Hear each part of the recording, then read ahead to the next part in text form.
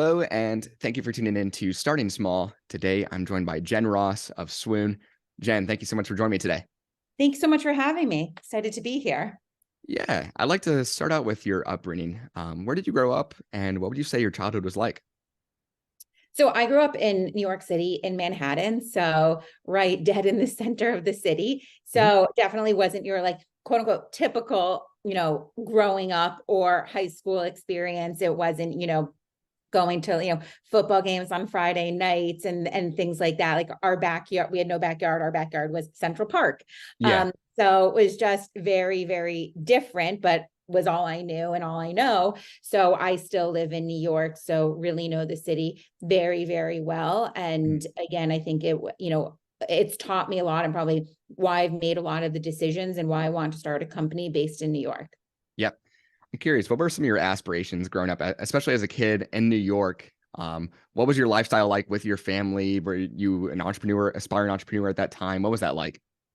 Yeah, so I think I always had that like entrepreneurial bug in me. My Yeah. sister and I would have lemonade stands like on our street corner on like 94th and 3rd. We would make like I also have this like vivid memory of like making these like plastic flowers and like trying to sell them along with the lemonade or homemade holiday and note cards that we would sell. Yeah. So it definitely was something, always kind of doing something like that even when my family would get together, my sister and I would put on shows or, with family friends and charge, 25 cents admissions for people to see. Amazing. So it was always kind of something, creating something, and selling it and just, having that entrepreneurial bug but again, Yeah. I didn't really know what I wanted to do. I wanted to be a firefighter at some point, Yeah.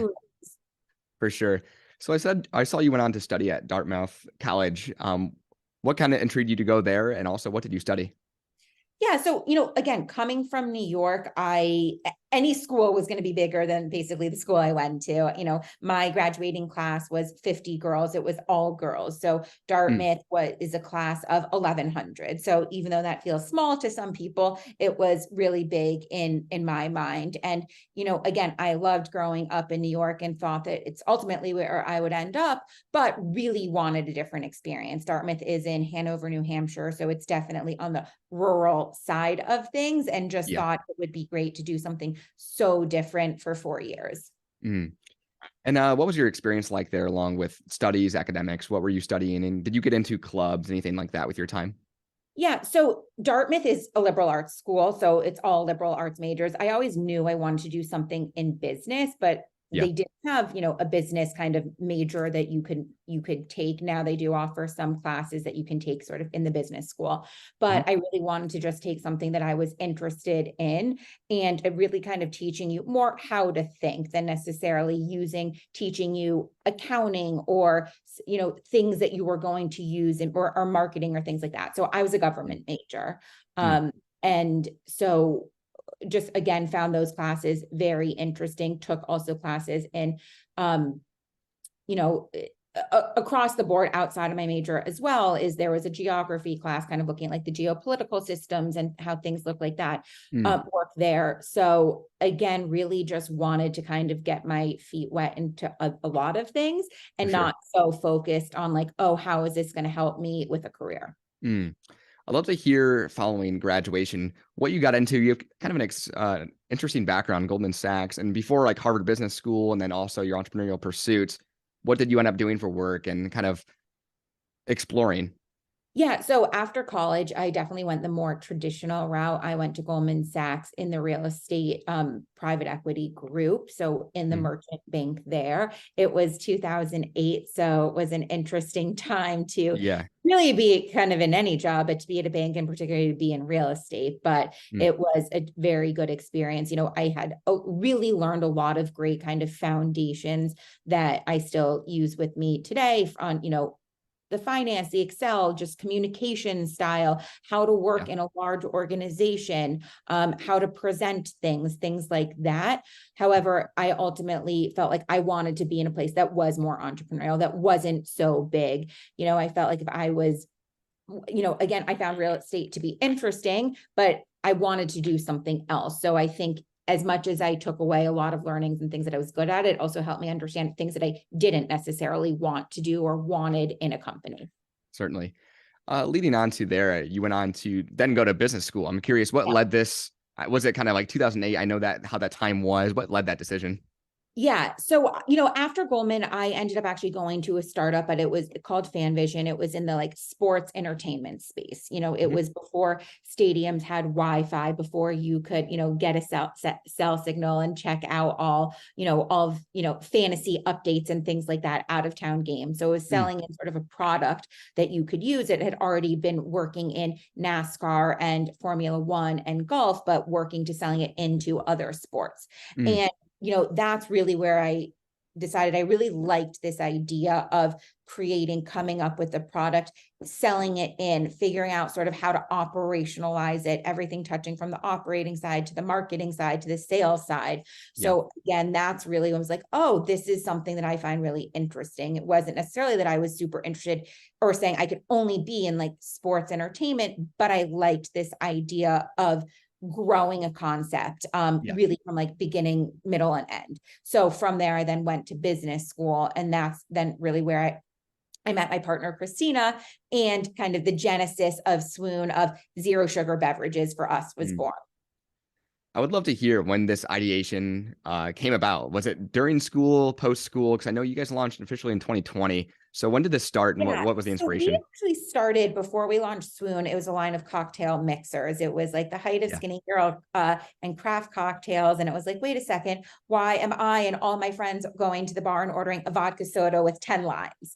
And Yeah. what vodka sodas don't taste good. Why can't you have something that tastes great and is zero sugar and is all natural? So Mm, that was really kind of how we got our feet wet in this space, learned about what it took to actually make a beverage, to sell a beverage, how to market a beverage. And it was really kind of from there that we really kind of led us into the idea of Swoon. mm, From our cocktail mixers, we then worked for many years on the R&D of a monk fruit based simple syrup. mm. Simple syrup is just water and sugar. Yeah. And that is what makes the majority of cocktails. And so we had gotten feedback from bartenders, from chefs saying, like, if you could make a zero sugar simple syrup, a monk fruit based simple syrup that tastes, feels like sugar, has that like mouth feel to it, we'd Yeah. use it. And so we worked on that. And you obviously can't taste people on a simple syrup. Yeah. So we would make lemonade. We would use water, Swoon syrup, and freshly squeezed lemons, Wow. and would taste people on that. And then actually some restaurants and kind of grocery stores in New York started putting it on tap. And people Mm, were like, this is amazing. Where can you bottle this? Can you can it? Like, I want this at home. And that really was like this kind of really kind of like the genesis of Swoon, which is our line of zero sugar lemonades and iced teas. And for mm. us, it's really important. I'm a type 1 diabetic. So Yeah. I was diagnosed when I was 6. So that's always been in the background. I've had every like zero sugar drink out there. Yeah. But as I got older, really realized just how bad sugar is for everyone. Yeah. Over 50% of Americans are pre-diabetic or diabetic, and really a direct result of diet and exercise, and Mm, diet being consuming excess sugar. mm. And so that was, wanting to make a big difference, helping people reduce their sugar consumption. And then we kind of found this like need, like, oh, on this in the lemonade space, like, people want this, people Yeah. want the product that we've made. There really hasn't been a ton of innovation in it in a long time. Got it. Amazing. So I'm curious, what was like that prototyping process like for you and your co-founder? Was it literally you two formulating these drinks? What was that So like? we first like went to Whole Foods and tried to make it ourselves, and that is definitely not how beverages are made, especially zero sugar ones. Yeah. So it was then working really with food scientists and people that understand the R&D process, telling them what we're looking for, going into like the lab, tasting them, Mm, sharing them with our, family and friends, and just like getting immediate feedback. mm. Our first label was done on like 99 designs that put a brief up there and pay, the winner $99, Yeah. just to kind of, and having product out at a party, seeing like, would people want this, or are people just going to go have it, type of thing. And then really kind of continuing to evolve from there. Mhm. Got it. once Swoon officially launched as Swoon the brand in 2020, then Yeah.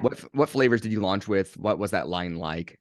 So we launched with our classic lemonade, our Mm, pink lemonade, and half and half, like an Arnold Palmer. yeah. And that launch really was online and us kind of taking it up and down the street to the bodegas in New York, seeing if places would take it and just like kind of getting a reception. Mm, We then really launched into retail in 2021.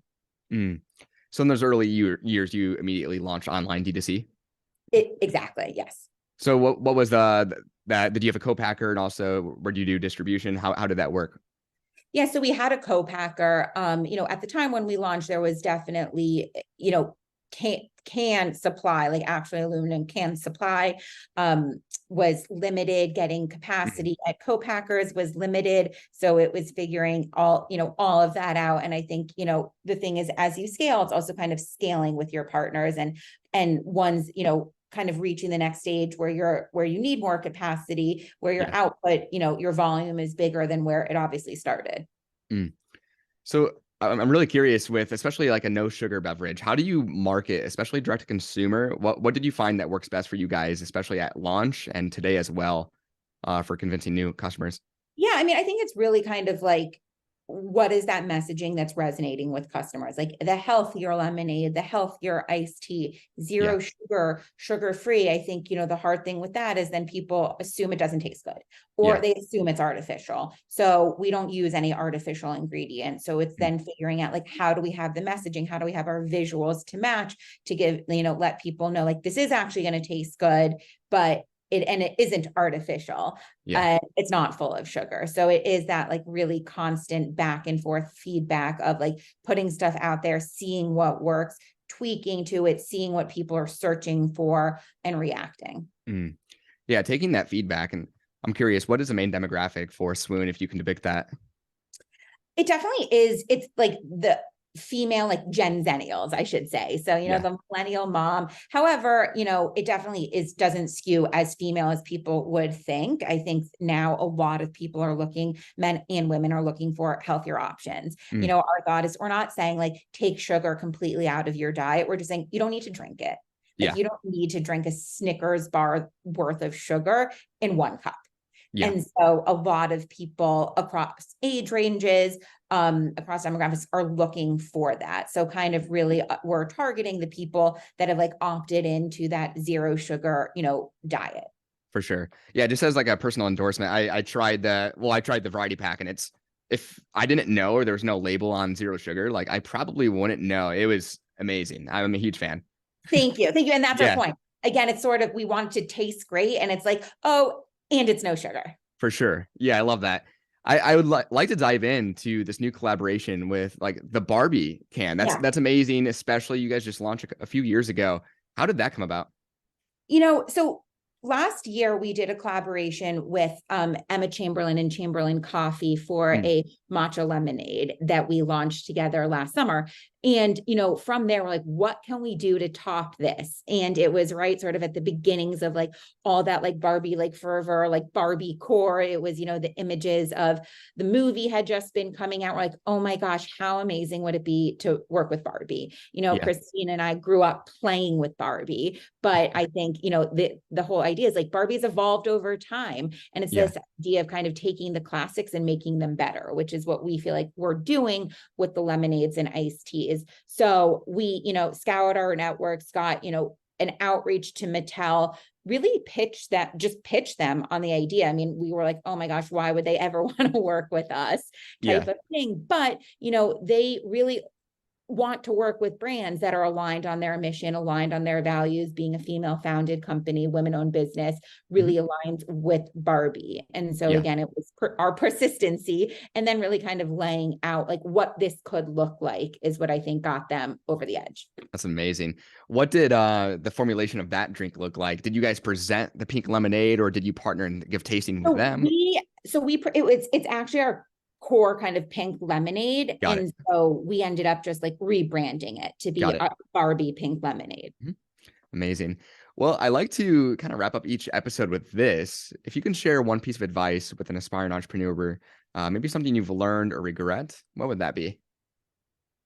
I think listen to your customers. I think, you can have an idea and be like so heads down and like focused and think it's great.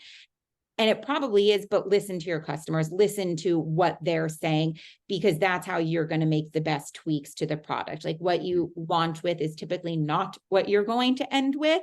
And I Yeah. think you can spend a long time spinning your wheels on just trying to push something. Whereas if you're actually listening to the feedback and incorporating feedback, you Yeah. will make the changes quicker. You'll make the product better and you'll make the business grow. Mm, for sure. Amazing. Well, Jen, thank you so much for joining me. And to the listeners out there, make sure to check out Swoon at tasteswoon.com.